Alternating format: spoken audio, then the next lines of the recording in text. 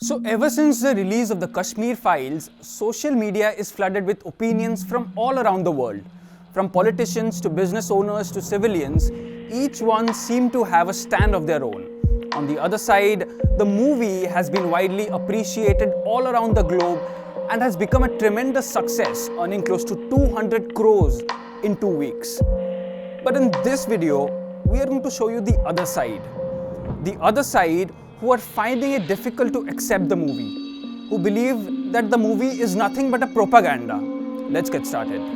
In response to people's plea to make Kashmir Files tax-free in Delhi, Kejriwal ji ने कहा, अरे YouTube पे डाल दो, फ्री हो जाएगी। कह रहे हैं कश्मीर फाइल्स टैक्स फ्री करो, अरे YouTube पे डाल दो, फ्री हो जाएगी। टैक्स फ्री क्यों करा रहे हो? इतना ही तुमको शौक है, विवेक अग्निहोत्री को बोलो YouTube पे डाल देगा, सारी पिक्चर फ्री है, सारे जने देख लेंगे एक ही दिन के अंदर। टैक्स फ्री की क्या जरूरत है? I mean, what's wrong in asking for a movie to be tax free? Kabir Khan's 83 movie was declared tax free in Delhi. Swara Bhaskar's Neel Batte Sannata was declared tax free in Delhi. Taapsee Pannu's Sandkiyang was declared tax free in Delhi. उन सबको YouTube पर ही डालने के लिए बोल देते केजरीवाल जी। केजरीवाल जी का video देखने के बाद the first thing that struck my mind was hypocrisy की भी सीमा होती है and insensitivity की नहीं. Moving on, another video has been circulating lately where a Kashmiri Muslim was not allowed to enter Oyo facility because of his identity. The receptionist woman in the video was apparently speaking with the hotel owner, tells the Kashmiri man that Delhi police had directed them not to allow Jammu and Kashmiri residents in the hotel. Look, this is indeed a serious claim. Watch the video. नहीं, मैं बोल रहा हूँ कि मतलब जम्मू कश्मीर की ID आप क्यों एक्सेप्ट नहीं करोगे यहाँ पे? मैं सिंगल पर्सन आया हूँ यहाँ पे, है ना? आईडी दे रहा हूँ, अपनी आधार कार्ड दे रहा हूँ। चलो आधार कार्ड नहीं मानोगे, पासपोर्ट दे दूंगा। सर वो रीजन पूछ रहे हैं मुझसे, कह रहे मैं तो ओयो से बुक किया है। मैं सर वो नहीं मान रहे ना। पूछो रीजन क्या है, बाकी कुछ। पहले और पुलिस वालों ने मना किया है कि जम्मू कश्मीर की कोई भी आईडी आएगी ना, हम नहीं दे सकते। पुलिस वालों ने मना किया, जाएंगे पुलिस स्टेशन में। Delhi police in a statement denied having issued any such directions. Delhi police also said some netizens are trying to discredit the image of Delhi police through willful misrepresentation of the video in circulation that can attract penal action.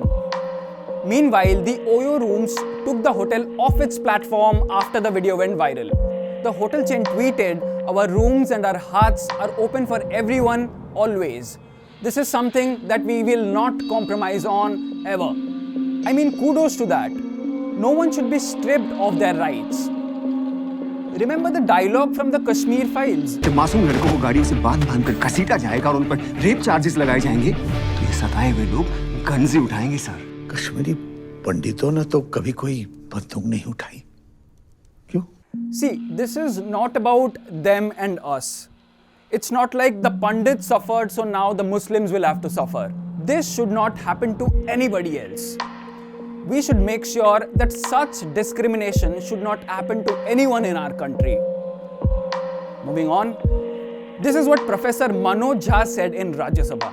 मेरी एक student थी sir, MPhil Saima Rahman, वो radio jockey है। हम लोग बैठ के बात कर रहे थे कि किस विषय पे किया जाए एमफिल, उसका एमफिल। हमने कहा कश्मीर पंडित पे करो।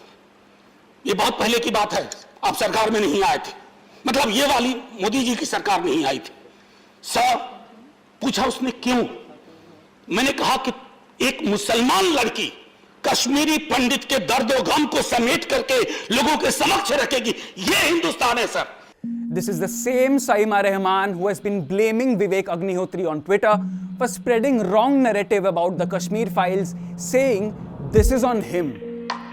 What I want to understand is, how can international movies that talk about genocide are believed and talked about, but not something in our own country? She finds the movie, divisive and hate-filled.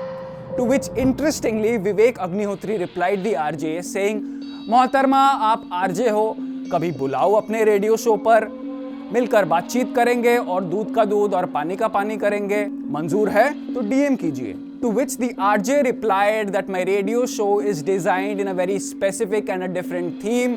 This discussion won't fit in. However, I am much more than just an RJ. Okay, let me try to understand. She criticized and accused Vivek Agnihotri. He was willing to have a conversation, but anyway, forget it. Moving on. अभी हमने केजरीवाल जी की सुन ली, समाया रहमान की सुन ली, Delhi police, professor Manoj Jha, Vivek Agnihotri की सुन ली. Let's listen to what our Prime Minister Narendra Modi ji had to say. इतनी बड़ी घटना कोई फिल्म नहीं बना पाया, क्योंकि सत्य को दबाने का लगातार प्रयास हुई हमारे. और इसलिए इन दिनों आपने देखा होगा कश्मीर फाइल फिल्म की चर्चा चल रही है. और जो लोग हमेशा फ्रीडम ऑफ एक्सप्रेशन के झंडे लेकर के घूमते हैं, वो पूरी जमात बौखला गई है पिछले 5-6 दिन से. और ये फिल्म का तथ्यों के आधार पर, आर्ट के आधार पर उसकी विवेचना करने के बजाय उसको डिस्क्रेडिट करने के लिए एक बड़ा मुहिम चला है. आपने देखा होगा एक पूरी इकोसिस्टम, किसी को एक चीज नजर आती है, किसी को दूसरी नजर आएगी. जिनको लगता है कि ये फिल्म ठीक नहीं होगा, अपनी दूसरी फिल्म बनाए. कौन मना करता है? See, politicizing a form of art is not cool. Rest we report, you decide. Let me know in the comment section what you feel has changed post the release of the Kashmir Files. And like our Prime Minister said, if you have another narrative, movie banao, hum dekhenge. This is Deepti Ranjan Das.